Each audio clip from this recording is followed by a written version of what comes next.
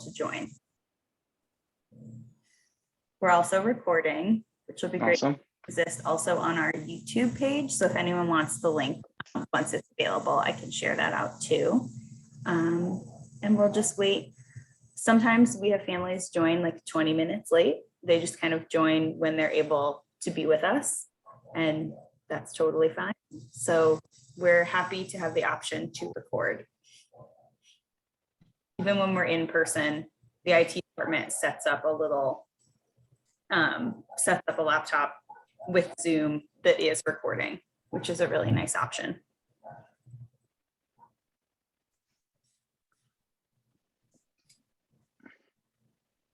Okay, so I see that Nate is here. Nate, I think since you joined as an attendee, which is totally fine, it means you can't talk to us. Like you can't, can you unmute yourself, Nate? Just so we know if that's possible. It's no problem, Nate. I didn't know until recently. It's because I'm on the Children's Museum's Zoom account, not like my Zoom account. Oh wait, I have a button that says allowed to talk. So you should be able to unmute yourself now, Nate. You're unmuted, but I can't hear you. And say we're again, nothing. Oh, yeah.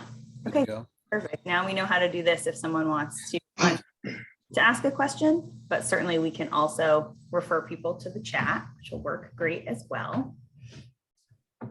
Thank you all for being here. Yeah. Thank you for Nate, joining. it is a pleasure. Thank you for having us. Thank you. It is a pleasure to be here. Awesome. We're excited. I'm smiling right now, just so you know. I'm excited. For y'all.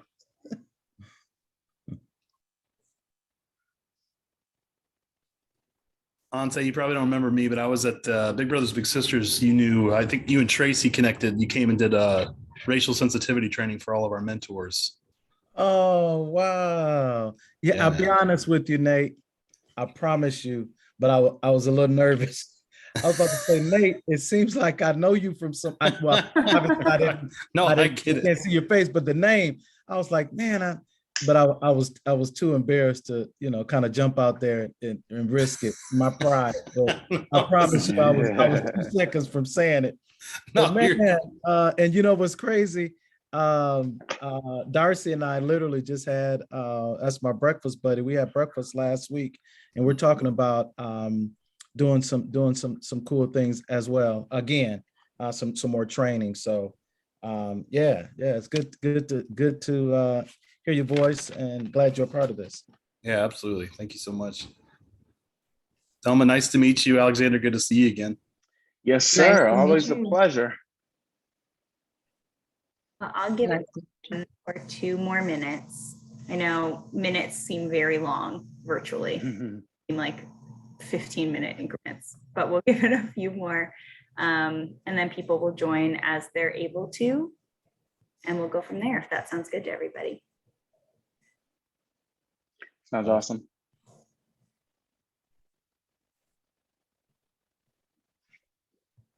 Kelsey, I've realized one of my biggest go-tos is my box just being blank with a thumbs up coming up frequently, so I don't have that option. But just so you know, I'll just agree with whatever y'all say As with a a thumbs panelist. up, metaphorically.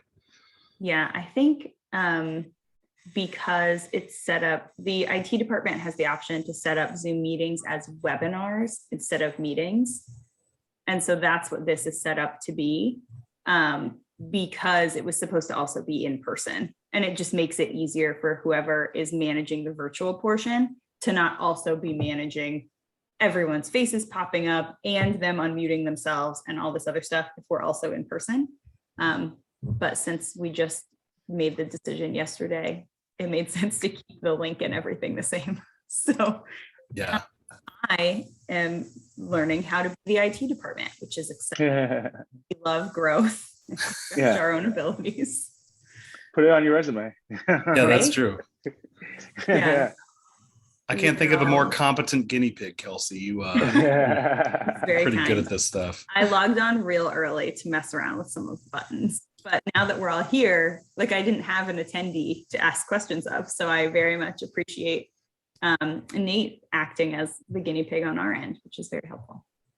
Well, and I liked this feature because Indiana Youth Institute's conference last week, they did a lot of this, and I thought it was really helpful, actually, because the presenters were able to get through it all. And as you all know, it takes one person to have one little interruption, and it like people miss out on like 10 seconds of material, and you're like, wait, okay, let me back up. And so I think it's really great that this is an option. So I think it'll benefit us in the long term for sure. But I will go back to being dark, y'all. So I will mute myself and enjoy listening to you. Nate, That I was sounds just about good. to say I was at that conference virtually as well. I think Delma jumped in as well. It was really good, the sessions that I That's was able to attend. In fact, I posted some on LinkedIn about it today. It was a great conference. I've been a few times over the years, and so it was cool to be there virtually. Yeah, I think especially for the cost, they put on an incredible Oh yeah, content. Like Yeah. even when it was in person, I think they did a full lunch. Yep. Like you know, they take Yeah. such care of everybody and provide such great information. yeah. A laundry list of material. Yeah, for sure.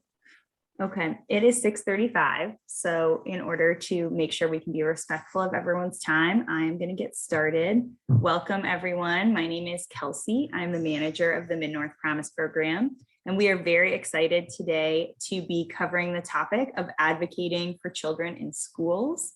We are very lucky to be joined by both Empowered Families and by Rise Indy, both very active partners to the Mid-North Promise program. And so we're very grateful for their partnership, both in referrals that we give to families and also in things like this, in joining us in a workshop presentation. So we are in a webinar format, which means that if you're an attendee, please use the chat to get in touch with us. You can also message me if you have a question that you would need to unmute for.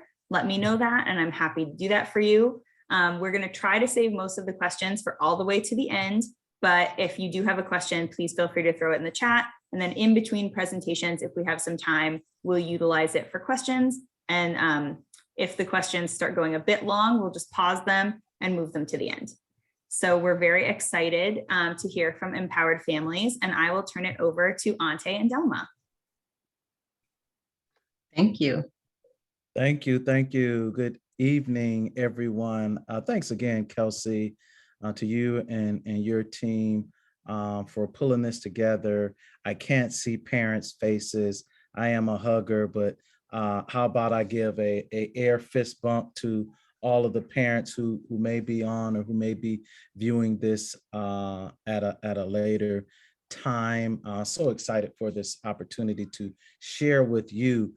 To my friend Alexander and my colleague Delma, Rise Indy, I'm so excited to be joined with you all and for this opportunity to share something that is near and dear to my heart, and that is Empowered Families. We absolutely love this work, and Delma and I were going to tag team a little bit here this evening and just share some quick an overview of Empowered Families, who we are, what we do, and of course, there's power in advocacy. It's incredibly important, mom, dad, grandparent, caregiver, that you are actively engaged in the well-being, in this case, the education of your child or your children or students. Next slide, please. So really quickly, we're going to share with you our vision and mission and our values and our theory of change, our team, our platform. Delma will delve into that, our campaigns, and then our call to action. Next slide, please. Right. Next slide. Thank you. So we envision a bold future for Indianapolis and commit to a mission that will move us toward that future. How will we do that? Thanks, Nate, for the fist bump. I appreciate that, brother. How will we get there? So our vision is parents and families leveraging our collective power to eliminate the education gap that we know exists between students of color and their white peers, and increase the resources available to marginalized communities. Man, I would love to talk about the achievement gap and how that impacts Black and Brown students. Kelsey, you all will have to bring us back another time for that, for that conversation. Mission, we are building family power through relationships. Can you say that with me really quickly? Build family power through relationships. Yeah, thank you. While rallying behind the strengths of the parents. So I get it that our name is empowered, and sometimes we have these this idea or this narrative that, you know, we're giving something to parents, and that isn't the case. Parents, we're coming alongside you. There's a genius in you that we also learn from. So we're co-creating this model. We're learning from you. You're learning from us, and we're using that connection to better our children, which we know that as our children grow, our community grows. I like what Delma said once before. She said, an empowered parent has an empowered child. Does that make sense? Absolutely, it does. And so we're weaving together the home, the school, the community to fight for high quality education. Next slide, please. So I know this is a bit, these words are a little tiny here on the screen, but bear with me. These are our core values. This is how we show up in the community, how we show up for the work, how we show up internally and externally. These things are critical to what we do. And I won't read all 6 of them, but I'll highlight just a few. Our team, we want to see each other win as a team. We work to support each other in any and all circumstances. We care for each other. We assume the best intentions. And yes, we do joke often. Delma will tell you that. She knows that I can be a bit crazy sometimes, but you have to when you're doing this work, right? Transparency, I think, is critical. We're not gatekeepers. We strive to deliver to families complete and accurate information so that they are able to be advocates in their own lives, right? That's what we want, is for them to take this information and to do something with it as parents. Equity, we boldly advocate for equity for our children and communities. The most marginalized communities are always placed at the center of our priorities. We strive to create a world in which inequity is vanquished and all communities can thrive regardless of their race or socioeconomic status. I kind of spoke on joy earlier, but vulnerability. We're not afraid to share our scars. I think that's important. Sometimes we just want to show the good, all the good stuff that we're doing. But guess what? In this work, it's messy. It's tough. It's not linear. It's not 1 + 1 = 2. Sometimes 1 + 3 = 36. I mean, it's not A, B, C, D. Sometimes it's Q, R, T, U. I mean, it's all over the place. And so during those moments, it's okay for us to not be okay. It's okay for us to talk about our vulnerabilities, our challenges, but to be authentic and building relationships and connecting with families where they are. Next slide, please. So our theory of change for the near term, and of course, it's to build a powerful base for Black and Latinx families. Over the next 3 years, if we listen, educate, organize, and lead, then we'll achieve our intended impact and outcome, and that is to build a powerful base for Black and Latinx families, to advocate for education outcomes that lead to a greater social and economic opportunities and mobility for students in Indianapolis. That's our goal. Next slide, please. And so we dig a little deeper into that theory of change, and I won't share all of these, but let's just talk about listening. Empowered families believe in the value of conversation and providing a safe space for parents and educators to share their needs and concerns. That's right, parents and educators.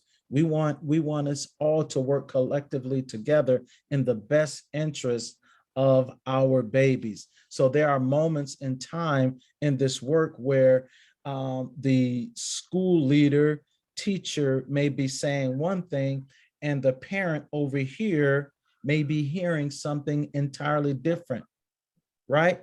And we know that they both want what's in the best interest of the child, but sometimes there's a mix up in translation. Things get lost in translation. And so Empower Families wants to step in and mitigate some of those challenges, those risks, to help. Again, we want, and we believe parents and the school leaders, the teachers want what's in the best interest of the child. Next slide, please.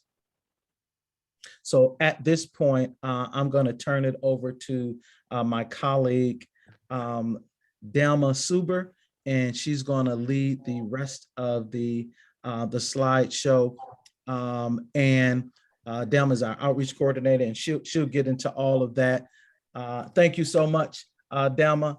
Take it away. All right, thank you, Ante, and Alexander and Kelsey. It's a pleasure to partner with you guys as we are serving our families in the community. We also have Tierra Holoquest, who's our founding director of operations. We have our lead organizer, who is Alexis Tardy. And as Ante mentioned before, I'm the outreach coordinator. So basically, let me go back. My role briefly is to do exactly what Ante mentioned. That's to come alongside parents, not telling them you don't have power until I met you. Basically, just coming alongside of them and finding out what it is that I can do to kind of help them. Parents have always been advocates. The moment that baby was in that belly, the only way that doctor is able to know how that baby is doing through that mom and that dad. So parents have always been advocates. So what our role is to tap into that advocacy. Yeah. So here's our platform. The Empower Families platform was basically information that our parents had given to us, not information we gave to our parents, but information our parents have given to us. The question is, what will make you successful in the city of Indianapolis? Parents said education and community coaching, life skills coaching, school funding, racial equity in education. So we would ask the question, what does that look like for parents? Well, parents feel like they need support when it comes to navigating schools and also navigating their communities. That's where I come in at, is to help them, assist them, come alongside of them, and bring light where they probably saw that some areas were gray. Life skill coaching, some parents need assistance with as far as how do I access if I'm in need of someone to come into the school and give me extra support as far as an IEP meeting, or how do I access getting my resume completed? Some parents don't know the steps to do that. So coming alongside of them and just giving them those resources or offering those resources to them helps with that life skills coaching component. School funding. A lot of our schools are lacking that. So tapping into that, that's where we come in with education and community coaching and life skills coaching. What we've done is broke these two components into two different factors. I offer parent power development trainings, and these are the two platforms that I focus on. That's education and community coaching and life skills coaching. Well, we also offer house meetings, which is ran by our lead organizer. And what she does is develop the campaign efforts for our families.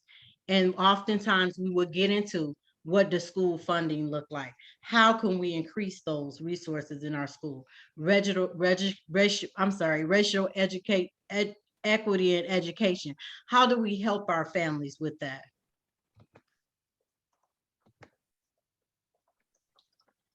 Next slide. So when we look at campaigns and outcomes, one of the two components that we're focusing on this year, and we would also like for you guys to come alongside us, is equitable funding for equitable education. Our role is to dismantle disparities that Black and Latinx children face through equitable funding to schools that they serve. Literacy campaign with Black rural schoolers. We're actually going to partner with uh,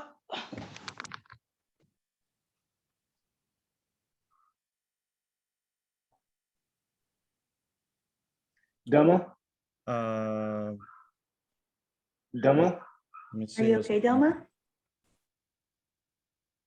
Let me call. Let's see what.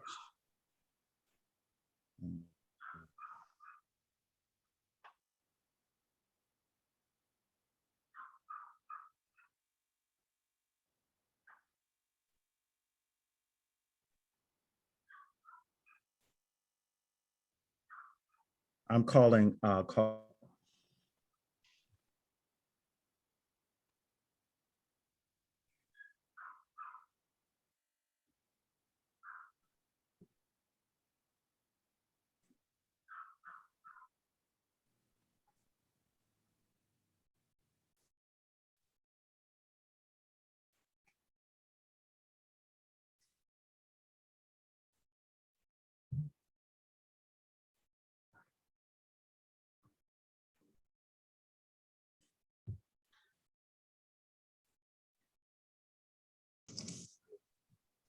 Okay, recording is back on, and Alexander is joining us from Rise Indy.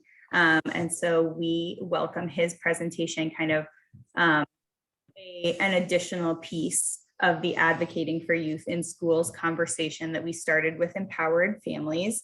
We look forward to welcoming empowered families back at a different point. And Alexander has mentioned that he would love to come back in the future as well. So we're grateful that he is sharing his presentation with us tonight so that we can have this valuable information, but we are excited to welcome both groups back in the future. So I will turn it over to you, Alexander, for you to share your presentation with us. All right, great. Thank you so much, Kelsey. It's very good to be here. Really appreciate the opportunity to speak with your families and with your parents and your families about advocating for your child's education. Something that lies very near and dear to my heart, as I am also a parent of a child that goes to school in IPS. So definitely find myself having to, fight the good fight to ensure that he gets his just desserts as it comes to education. I want to share with you a quick agenda. What I'll start with is just the RISE landscape. Start with our vision, our mission, follow into the RISE vision and mission, follow into the landscape overview, and then hit into a couple of training items as far as how to operate and move as you are advocating for your child. One of those things being identifying your own self-interest and accepting it and moving forward with it. And then also learning how to tell your story yourself, and then some next steps that we can take together in unison to continue to ensure that our kids, especially within the inner city, receive the best education, the most quality education that they can receive. So a bit about myself, actually, before I get into RISE. I mentioned earlier that I am a father. I've got been happily married for how many years now? It's 2021. We just had our 4th anniversary just a few months ago. And in November, so just a month ago, celebrated 4 years of marriage. My wife and I have 3 kids, our oldest son being Noah, a 3-year-old Nick, and a 1-year-old Mason. And, with everything, why I find myself doing this work is I find that in many spaces that Black boys, I have 3 boys, so Black boys find themselves very marginalized, especially in the education space. Our Black boys tend to be the ones that are pushed into the corner, the ones that find themselves with a lot of labels. They're the ones that education tends to miss. Either you are excelling beyond, there's no middle ground. Either you are doing very excellent, or you fall through the cracks, or you're just not doing very well at all in school. And that is just a nature of the culture that we live in. And as an organization here at RISE, we really do see education justice being a social justice issue. So that's why I do the work that I do, because I have 3 Black boys and I want them to, really achieve as much as they can. Now, organizationally for RISE Indy, our vision is really, we envision a day when every Indianapolis resident is engaged in education, engaged in being a part of the system, engaged in addressing the issues, engaged in making everything better. Because without parents, there's no quality education system. We advocate for our kids, and it's very important that we work within the system to make everything better. We also honestly believe that every child in every neighborhood deserves a quality education, and should be able to attend an excellent school. But we know there's social structures in place that prevent that from happening. So as our mission, we fight for education justice and opportunities for Indianapolis students by training and electing bold leaders, holding them accountable for their policy decisions, and organizing our network to influence and improve our public schools. And when I say network, I'm talking about you, everyone that's listening to this presentation, everyone that's on this call. You are our network, because in this world, you either have people or money. And if you can only have one, it's better to have people. People move things and people get things done. So as long as we have a strong network that can influence and improve, our policy leaders, then we're moving in a good direction. Excuse me. So I want to get into our landscape overview. Overall, RISE operates within the IPS world, so Center Township. Reason being, Center Township is where you see the biggest disparities and the largest opportunity gaps. Our Black, brown, and lower income economic status kids are not achieving as well as their counterparts. And so in this space, we want to make sure that every child, no matter their race, creed, gender, or socioeconomic status, we want them to achieve at a very high level. So with that being said, Indianapolis Public Schools, IPS School District has 5 districts, which we operate very heavily in. Within this district, you'll find a plethora of school models. And quite frankly, I work in this work every day, and it's very confusing. So as a parent, I can understand how it can be confusing for you. Before I get into the different school models, just really want to talk about the political landscape as it is, because again, we're here to make sure that everyone that's in place is a strong leader, a students first policymaker, and that they understand the challenges that our students are facing, and understand what needs to be done to do so. And I'll get into really delivering that message a little bit later, but just a brief overview. IPS is broken up into 5 districts. You have District 1, which is Will Pritchard. He's the IPS School Board Commissioner there. District 2, Vanita Moore. District 3, Evan Hawkins. District 4, Diane Arnold. And District 5, Taria Slack. Within all 5 of the orgs, and before I move on, you also have 2 at-large seats. You have Kenneth Allen and Susan Collins. Within all 5 of these districts, what you find IPS contains is 20 traditional schools, 20 magnet/choice schools, and then 20 innovation schools and 30 independent charter schools. Often you will hear innovation schools called charter schools. Those are truly a partnership between the school district and an independent charter, where a charter comes in and helps IPS to run a school that has been failing or is at risk of being taken over by the state. Those schools do fall under the IPS umbrella. However, those independent charter schools do not. So to get into the training portion itself, I pose this question and I come into it with this word, very interesting word. First time I heard it, I was taken back, didn't understand it, and it sounded like a dirty word, quite frankly. That word being self-interest. Excuse me. But if I'm to define self-interest, I've got to define something first. I have to define the word selfishness. And as the dictionary shares it, selfishness is a person that is lacking consideration for others. They think of themselves first all the times. Like everything, it has its pros and its cons. Its cons are very noticeable and very visible in many ways. We all know a selfish person, and we all dislike that selfish person or have certain feelings towards that selfish person. But there are many instances where selfishness is not a bad quality. With that, in the nature and the spirit of that selfishness, a word that has been floating around a lot is self-care. When you are acting and doing things for self-care, you are working the selfish nature because you're taking care of yourself, and you're not considering others in that manner. Is that okay? Absolutely yes. Should you do that? Should you have your self-care? Absolutely yes. Should you be selfish when you see somebody that's in need and you're fully capable of helping that person, but you really don't care about what they're going through, or what they're experiencing? No, you shouldn't.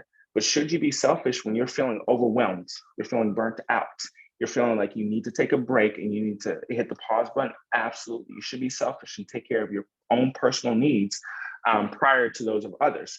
What tends to happen is if you are, well, actually, let me save that for the next slide. What I'll get into next is the exact opposite of selfishness, which is selflessness. Being concerned with the needs and wishes of others more than your own. This is a great quality to have. These are what we always call givers. These are people that we always know are reliable, accountable, and will always have your back. These people are the ones we always want to have as our best friends, because we know they care, and we know that they're really in it.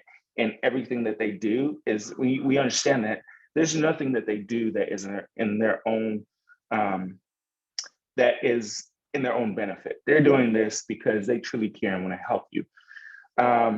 Very many positives with this. We can go through a list and go on and on and on of a list of pros, but there are cons to being selfless. If you are selfless all the time, what you find yourself doing is burning yourself out. And there's nothing worse than being so burnt out that you can't help others, but wanting to help others, because you just continue to build that hole. And what you end up doing is making a martyr out of yourself, and you don't need to. So selflessness, as great as it may be, there are two sides to that coin. And that's something that we have to just truly understand is, as much as we may want to help others, sometimes being selfless all the time is truly holding ourselves back. If my cup is empty, I can't give you anything. And if I'm constantly giving you something, then my cup will never be full. And if you're always selfless, you're constantly giving. You're constantly giving, and you never allow your cup to fill up. That brings me to self-interest. Self-interest, as you see on here, there's a scale. Self-interest is that middle ground. If you were to look at a scale, or if you were to look at the scale on this slide, put selflessness on one side, put selfishness on the other, selfishness on the other. And that column that you see in the middle, that is selflessness. That is self-interest. That is that balancing force. Self-interest is your personal motivator. We don't all go to work because we feel selfless. We don't go to work because we feel selfish. We go to work because there is something in it for us, and we're doing something for someone else. And it's in our best self-interest that we do the work, and we work diligently on our craft, because there is, as much as you're giving, you're receiving.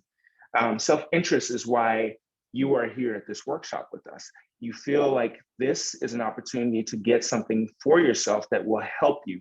And in return, you are giving your time, and it's okay. Self-interest is also why you choose your child's school. You send your child to a certain school because you are interested in yourself, and you are interested in the success of your child. You're not being selfish, and you're not being selfless. You're making the decision that is very balanced. So self-interest is a great thing. Self-interest is your why. and it is okay. And as you have conversations, it's always a good thing to identify your own personal self-interest. Why am I doing this? Why am I going to this meeting?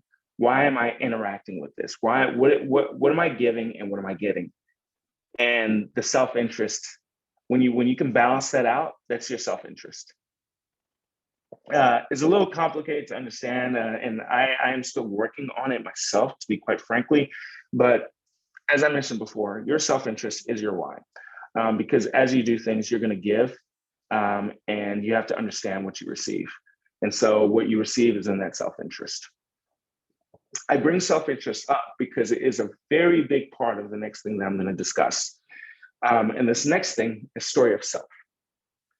As you tell your story, I told you a very brief story earlier about myself as I introduced myself. That was my story of self, why I do this, what I care about, and what keeps me moving.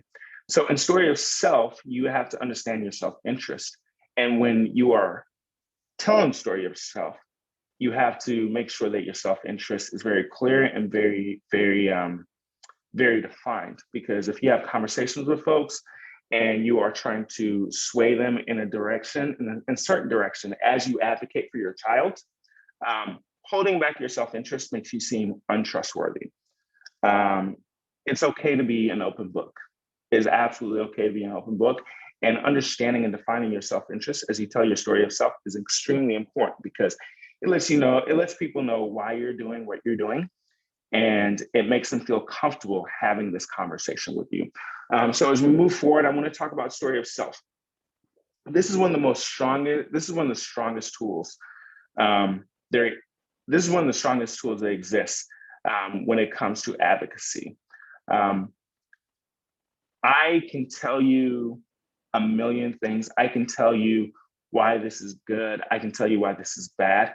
But until I tell you the story, I tell you my story of self and give you my personal narrative, you will never understand why I feel it is a bad thing. I can tell you that global warming is bad. I can tell you that racism is bad. I can tell you that inequitable schools are bad. I can tell you that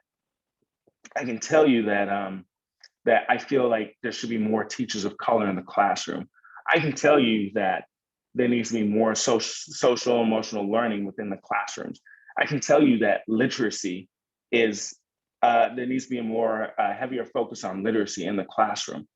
But if I don't tell you my story of self and give you my personal narrative, you may not be able to connect with it. So story of self is one of the most extremely important things when advocating for your kids, because when advocating for your kids, you're sitting in front of decision makers, whether they be policymakers, whether they be a principal, whether they just be a teacher. You need to tell them your story of self, because this is what moves. And they tap into that sensitive side, and it allows you to be vulnerable. So to go into the story of self, your personal narrative shares why we're called to do what we've been called to do. So I think that there needs to be more teachers of color. Quite frankly, that is something that I feel at my child's school. IPS in general is about somewhere between 75 and 80% students of color, and the exact opposite as far as teachers. So you have 75 to 80% students of color, and then you have 75 to 80% teachers that are white. Not to say that their race does not mean that they're not good teachers, not good educators. What the thing is, it makes it a little bit difficult to connect at times for young children, and they may not understand why they're not connecting. My son himself has had instances where he was singled out by a teacher or a substitute in a class where he's one of only 2 Black kids, and the teacher themselves was white. And there wasn't that empathy that came across. So having more teachers of color allows for that little bit of empathy. Not to say that folks do not understand, but with that being said, this is just one of those level playing grounds where kids can feel more comfortable in the classroom. And another reason why story of self is important is we all have a compelling story to tell. I have one. I touched on it just a bit. I'm sure you have one, and I'm sure Kelsey and Nate both have one, whether it comes to education or just personal things in general. We all have something to tell. And the more that we tell it, the better it is, because it allows everyone to understand why we're doing what we're doing. Our individual personal narratives do dictate the public narrative. And this only happens when we organize. This is why organizations like us, like RISE, like Empowered Families exist, because what we're able to do is to pull all these personal narratives together and understand what the problem is so that we can start dictating the public narrative and make that change. So you may feel like you are the only person that is dealing with a bad teacher in your classroom. Until you tell your story of self to somebody else that's in that classroom, or somebody else that has experienced anything with that teacher or anything with the system. Let's not single out teachers. Let's talk about everything, whether it's transportation, whether it's curriculum, whether it's just unfairness that you feel. As long as you hold it to yourself, no one ever hears that. If you start telling the story of self, somebody else is going to hear that. Now that person's going to tell the story of self. They may agree with you, and they're going to tell the same exact story with its own intricacies.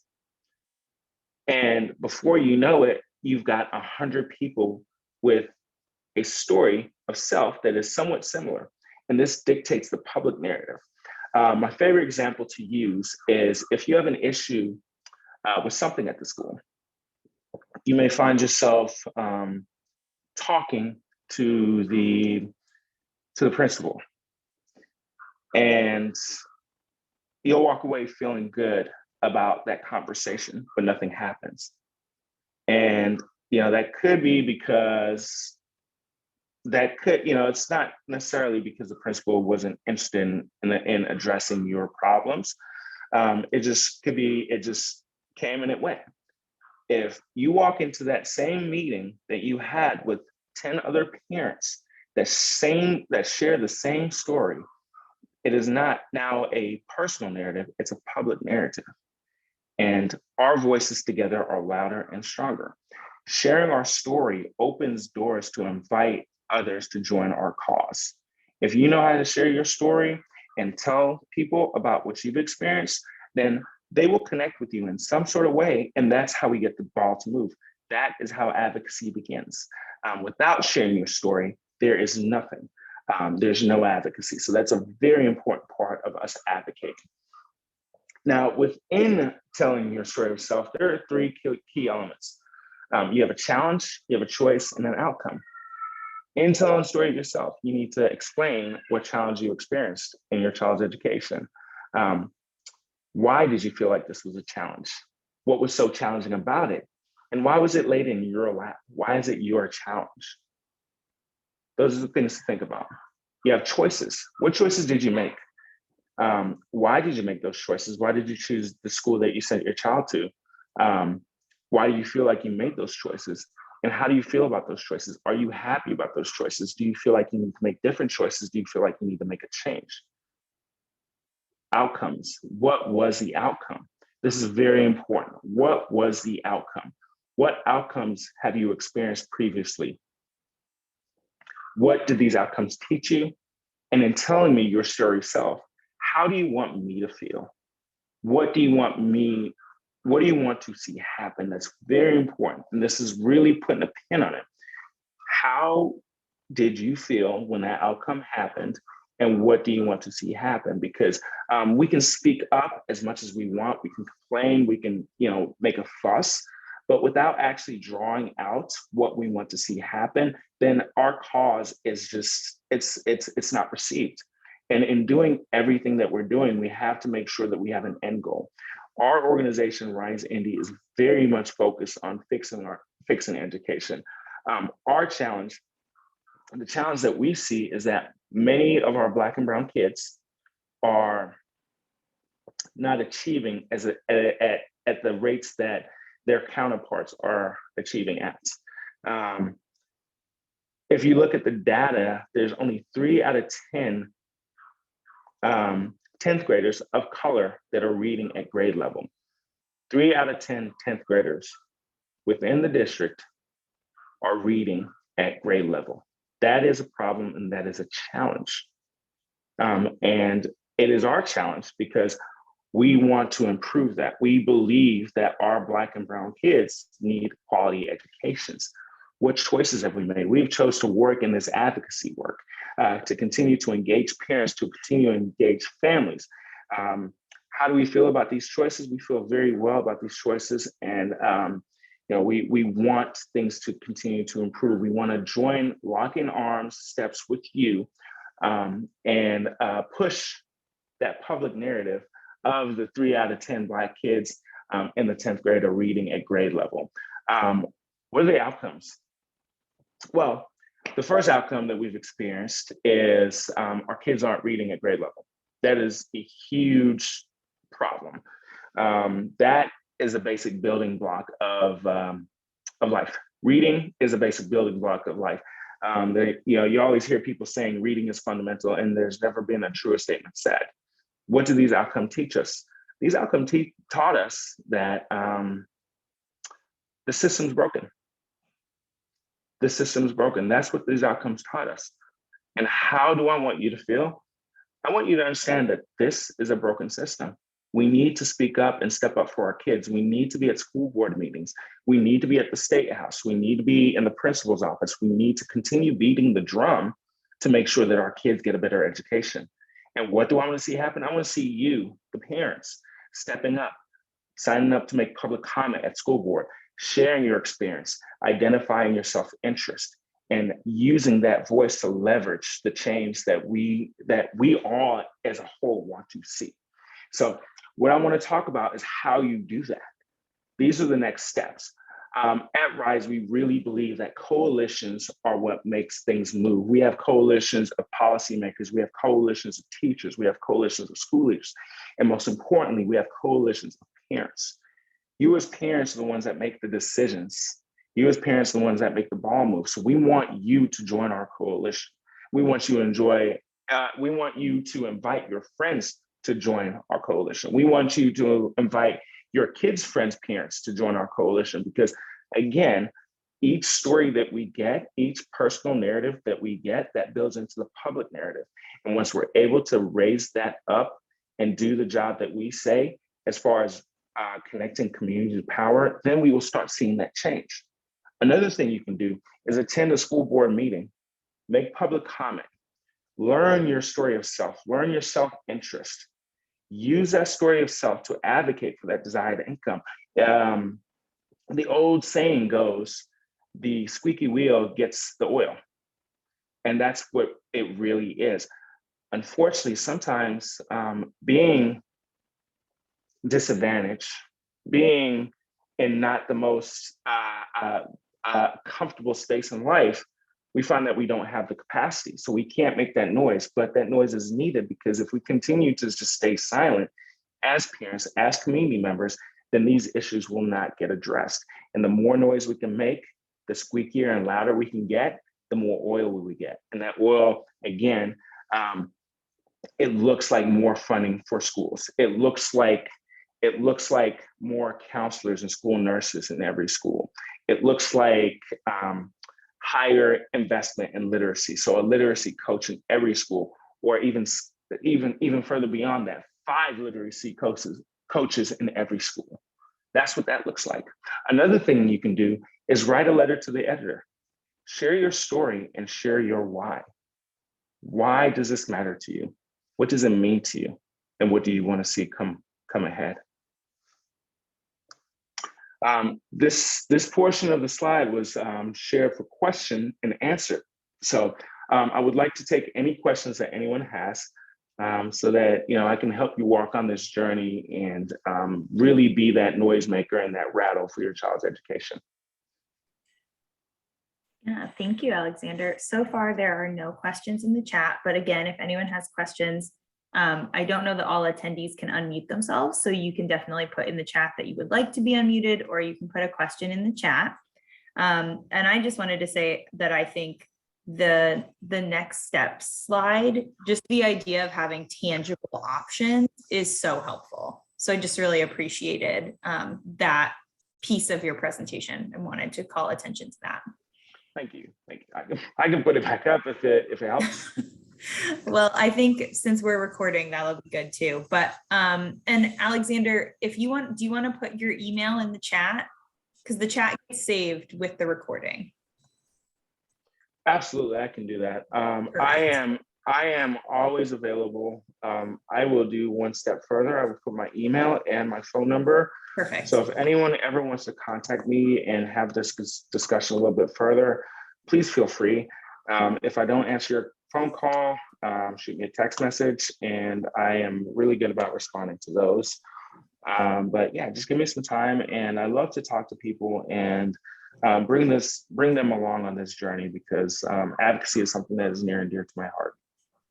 Yeah, I love that. And for any attendees who may be like watching this later and are having trouble finding the chat or anything like that, please reach out to either Nate or myself, because we're connected to Alexander too, and we would be happy to get you in touch with him if you wanted to follow up more, kind of continuing that momentum of advocacy that we started here tonight. Alexander, I had a question. The getting involved in RISE coalitions, is the our programs page on the RISE Indy website a good one to put in the chat as well for people to check out? Yes, absolutely. Thank you so much for asking me that, because there's one huge way to get connected with us at Rise Indy. Getting involved, finding our programs. I think there's also something that says join a coalition, to where you just send your information over. But while we're on the topic of our programs, we take things, to the next level as far as like what we do for the community, as far as educating. We have a program called Rise and Shine, which is, I believe when you click on that link, it's on the left. Yeah, so there's two links. There's the Rise and Shine, and then there's a Rise Coalition. So joining our coalitions, I will drop this link in here so that folks can click on it and submit their information. They'll receive a phone call, most likely from me. Just wanting to learn more about them. Oh, perfect. Thanks, Nate. You already put it up. Wanting to learn more about them, and just figure out how to get them involved, and where they can fit, and learn their story of self, to figure out how we can bring it to the top and connect that community voice to power, because that is really our biggest thing, whether it's getting on the radio, whether it's getting in front of the school board, whether it's getting in front of the state house, or even just city county councils. We just need to continue to beat on this drum. So our coalition is extremely important. Our parents, I can't stress how much that is a voice that's needed in this space. Because as parents, we are the ones, I'm a parent myself, we're the decision makers. We choose which school our child goes to. And in that, we carry a lot of weight and a lot of power. So it's very, very important that those individuals that make decisions know how you feel. Mm-hmm. What I run into a lot is, oh, everything's okay, but you know what, it's not that big of a deal. Yeah, but it should never be everything's okay, but it should always be everything is great. I love it. And accepting anything underneath that is selling yourself short, and selling your child's education short. Not to say you're not doing a good job as a parent, but I'm telling you, it's okay to not be satisfied with the education your child is getting. It's okay to want to do more. And I encourage you to feel that way as much as possible. That's what I was saying. Also, I'm sorry, I lost my train of thought. Nate, in response to our programs, we have an incredible program called Rise and Shine. We've had 3 so far this year. Our next one will be in the first quarter of next year. And Rise and Shine is our biggest community-facing event. It is a free breakfast where we pull a panel of subject matter experts to discuss certain topics. The first one was based on social emotional learning, really just responding to how COVID had affected our kids, and what type of investment was needed in that social and emotional part. Second one was on teachers of color. And the third one was, the most recent one we had was on literacy. As I mentioned before, it is a free event. We provide lunch. If needed, we provide transportation. And in our most recent one, we gave away 2 laptops with Hooked on Phonics on them because it was a literacy event. Yeah, that's awesome. And I know we've had families attend those events and they've had nothing but great things to say. So, and I know you're really good about sending us the information, but please continue to do that. And we'll make sure that it goes out in our newsletters and in our weekly communication too, so that families know about the Rise Indy upcoming events. Absolutely, will do, Kelsey. Thanks so much. Yeah, absolutely. Well, I know we're getting close to 7:30 here. So I just want to thank everyone for joining us this evening. This will be recorded and put on our YouTube page, so we can certainly share that link out as well. If you know of anyone who might want to see it, please direct them there. And if you don't know how to find it, just get in touch with either myself or with Nate.